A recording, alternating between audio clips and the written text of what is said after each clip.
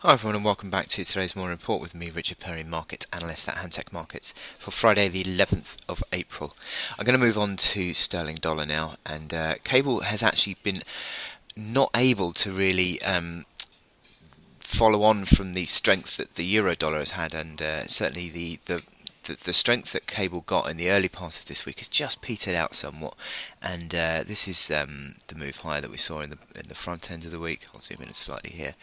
In the early part of the week, where you saw that huge move higher on that UK manufacturing number, and then the last couple of days has just been a rolling over, and I think that the failure to break above that 68.22 mark could be quite telling, I think, on cable. Certainly near term, and the momentum indicators are just sort of rolling over now. You'd say that the RSI back towards this sort of high 60s peak is not really pushing on, as it tends to find this as a bit of a level that it tops out. 67 and 68 seems to be a fairly common theme in the last couple of months with cable, so just watch out for that. Also, you've got these stochastics rolling over as well on the brink of a sell signal. So just some early warning signs there potentially for a correction in cable that could be seen. The intraday chart shows, I think, that certainly the moving averages have now caught up, so it's unwound.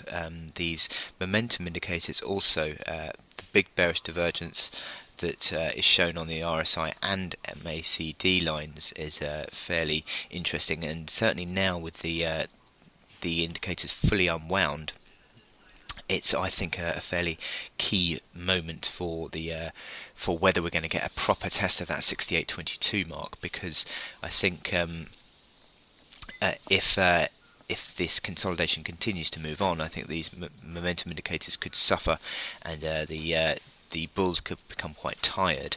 So I think I'll be watching out for this one. It might be a potential little speculative short position to be put on cable, because I think it could be a little bit tired on the upside, and that 68.22 mark is fairly well. It's a big resistance. So it failed yesterday, and it hasn't really pushed through. So it's certainly one to think about on that mark. Anyway, I wish you good luck in your trading on cable. Don't forget today that you've got the University of Michigan sentiment at 255, which could have an impact on cable, showing a potential dollar strength, which would pull this lower. And I will speak to you later. Thank you.